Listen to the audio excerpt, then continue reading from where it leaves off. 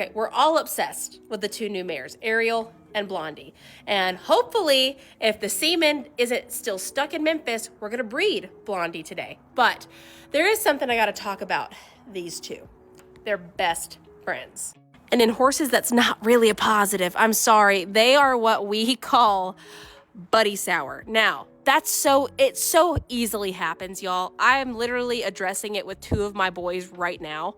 Being buddy sour is literally just when they are such best friends that they don't want to be separated. But when an animal is as big as a horse and they can't speak and they use their actions to tell you about their emotions, sometimes that can be dangerous. For instance, we had these mares checking them and we had the farrier out doing their feet. And so they had to be separated to walk through the barn for literally 30 seconds. And guess what? She actually behaved decent. You're putting yourself in the corner because you know you misbehaved. You acted a fool.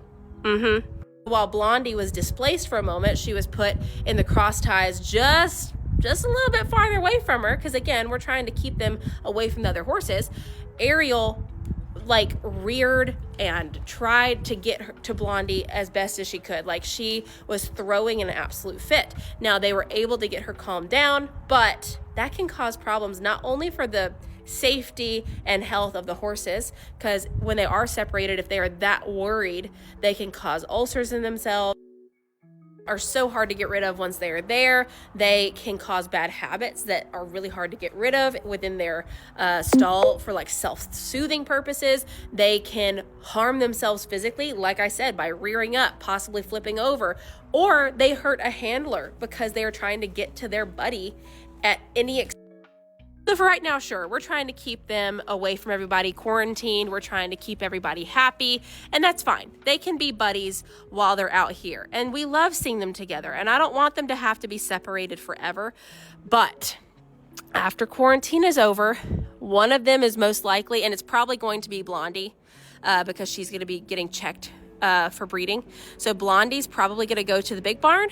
Ariel's probably going to stay back here. They're probably going to go in two separate pastures where they can't see each other. And they're probably just going to have to live separate lives for a bit and regain their personalities away from each other.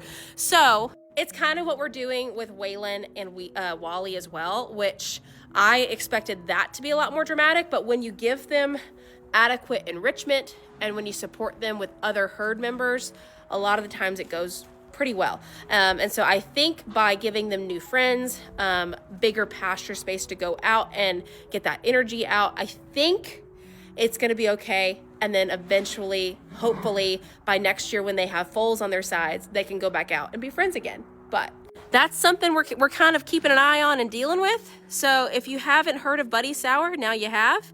Let me know if you've had this issue, how you dealt with it, what was successful for you, tips and tricks, because we can all learn from each other.